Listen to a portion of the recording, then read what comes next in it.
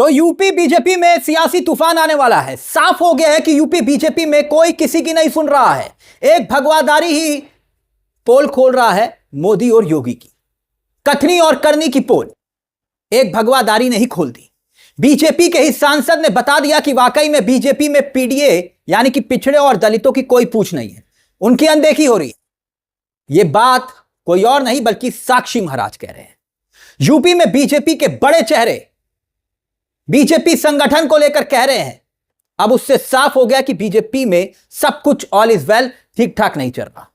उन्नाव से सांसद है, भगवादारी है, कभी समाजवादी पार्टी का चेहरा हुआ करते थे, मगर इनका सियासी कद वजूद इतना है कि ये एक बार से नहीं, दो बार से नहीं, बल्कि तीसरी बार सांसद बने हैं बीजेपी से। बाकायदा कट्टर हिंदूवादी छवि के नेता है, मगर फिर भी साक्षी महाराज योगी और मोदी से नाराज चल रहे हैं। क्यों उनकी नाराजगी का आलम यह है दोस्तों कि खुले तौर पर कह रहे हैं, और अखिलेश यादव वो कह रहे हैं कि भाई हमारी पार्टी में आइए, खुला ऑफर है। चल क्या रहा है यूपी में सब कुछ बताएंगे आपको कि बीजेपी के विधायक से लेकर सांसद तक कल तक यूपी में नाराजगी की खबरें आती थी, लेकिन अब साक्षी महाराज की नाराजगी की वजह और पर्दे के पीछे की कहानी क्या है, जरा ध्यान से सुनिएगा। क्यों यूपी में बवाल हो रहा है? सबसे पहले यह जान लीजिए कि साक्षी महाराज जो हैं वो लोधी जाति से आते हैं। यह वो बिरादरी है जिससे वो सांसद भी बने और मुखरता से उनकी बात भी रखते हैं उस बिरादरी की। अब कुछ तस्वीरें, दरअसल ये एक कार्यक्रम चल रहा था और बीजेपी यानी कि बीजेपी का ही कार्यक्रम था, और कार्यक्रम में कल्याण सिंह के बेटे उस मंच पर आपको मौजूद दिखाई दे रहे होंगे, राजू भैया, और उनके साथ खड़े होकर साक्षी महाराज एक बयान देते हैं। बयान कुछ यह था जिससे बीजेपी के अंदर हड़कंप मच गया, क्योंकि साक्षी महाराज ने कहा कि उमा भारती के सियासी रूप में एक नए पथ पर चले जाने और बाबू कल्याण सिंह के देहांत के बाद उनकी कम्युनिटी यानी कि इस लोधी बिरादरी को बीजेपी में पूछने वाला अब कोई रहा नहीं है।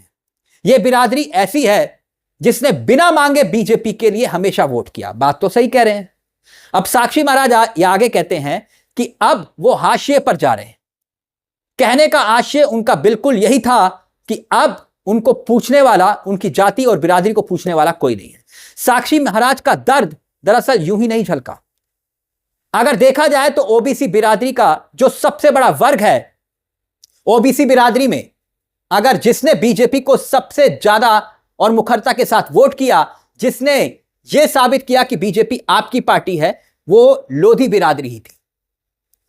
अब पूरे प्रदेश में यह बिरादरी फैली हुई है। इस बयान के मायने समझेगा। बीजेपी ने जब अपना पहला मुख्यमंत्री बनाया था तो इसी बिरादरी से बनाया था, कल्याण सिंह को, और मध्य प्रदेश में भी बीजेपी ने उमा भारती को ही अपना चेहरा बनाया था। लेकिन इन दिनों इस बिरादरी के भीतर बहुत बड़ी बेचैनी देखी जा रही है, यानी मोदी जी के राज में कोई पूछ नहीं रहा। यह बात एक तरफा नहीं है। साक्षी महाराज के बयान को हल्के में नहीं लिया जा सकता, क्योंकि बगल में उनके साथ आप देखेंगे तो कौन खड़ा है? राजू भैया खड़े। राजू भैया कौन? कल्याण सिंह के बेटे।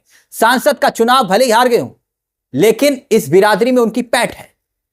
बीजेपी के जो बड़े चेहरे हैं उनमें एक संदीप सिंह जो योगी सरकार में मंत्री भी हैं, उनके बेटे। बावजूद इसके कहीं ना कहीं साक्षी महाराज ये दिखाने की कोशिश कर रहे हैं कि सब कुछ उनकी कम्युनिटी को लेकर ठीक नहीं चल रहा है। अब याद कीजिए दोस्तों, साल था 2024, लोकसभा का चुनाव चल रहा था। तब ठीक उसी वक्त साक्षी महाराज के टिकट के काटने की खबरें आ रही थी, लेकिन तब भी साक्षी महाराज ने जिस तरह से धमकी दी थी उसका असर इतना हुआ कि उनके टिकट को किसी ने छुआ तक नहीं। बीजेपी फिर इस सीट पर चुनाव जीती, साक्षी महाराज फिर से सांसद बने। लेकिन आप याद कीजिए अखिलेश यादव का वो बयान भी, जब अखिलेश यादव को पता चला कि साक्षी महाराज नाराज हैं बीजेपी से, तो उन्होंने कहा कि जो जब चाहेंगे तब साक्षी महाराज समाजवादी पार्टी का हिस्सा बन जाएंगे। उनके इस बयान को लेकर भी अब कई मायने निकाले जा रहे हैं। अखिलेश यादव खुले तौर पर ऑफर दे रहे हैं, और इस ऑफर के सियासी मायने क्या हैं वो भी अब समझिएगा, क्योंकि अखिलेश यादव यूं ही नहीं कह रहे कि भाई साक्षी महाराज आए और उनका स्वागत है। इसके पीछे भी एक बहुत बड़ी कहानी है। दरअसल एक कहानी इसमें और भी छिपी है। उत्तर प्रदेश में नए प्रदेश अध्यक्ष का चुनाव होना है और कई नामों पर प्रदेश अध्यक्ष के तौर पर मंथन और चिंतन चल रहा है और जिसमें लोधी बिरादरी से भी कई नाम उठे हुए हैं, यानी कि उनको भी प्रदेश अध्यक्ष बनाया जा सकता है। तो क्या उस बिरादरी को प्रदेश अध्यक्ष बनाने की लॉबिंग के तहत साक्षी महाराज ने यह बयान दिया या फिर किसी शख्स को रोकने के लिए साक्षी महाराज इस तरह का बयान दे रहे हैं? मैं इस बात को इसलिए कह रहा हूं क्योंकि बीजेपी के भीतर लोग इस बात को जरूर समझेंगे कि कल्याण सिंह के बेटे राजू भैया बेशक इस वक्त चुनाव हार चुके हो, लेकिन पार्टी के भीतर कम से कम अपनी बिरादरी, यानी कि जो उनकी बिरादरी है लोधी बिरादरी, उनकी एक अच्छी पकड़ है, इसमें कोई दो राय नहीं। और ऐसे में बीजेपी लोधी नेताओं को कम से कम नजरअंदाज नहीं करेगी, ऐसी उम्मीद की जा रही थी, लेकिन हो रहा है उल्टा। ऐसे में साक्षी महाराज का यह बयान यूपी की सियासत की सूरत बदल रहा है। दोस्तों, यह तो तय है कि कुछ ना कुछ चल रहा है। अब सवाल यह कि क्या साक्षी महाराज बीजेपी को ब्लैकमेल कर रहे हैं या फिर उनका बयान वो पीड़ा, वो नाराजगी, वो दर्द है जो पिछड़ों की राजनीति का सच है कि बीजेपी उनके साथ धोखा कर रही है, नाइंसाफी कर रही है। मगर दोस्तों, हमें यह समझना होगा कि नैरेटिव की सियासत के मायने क्या है।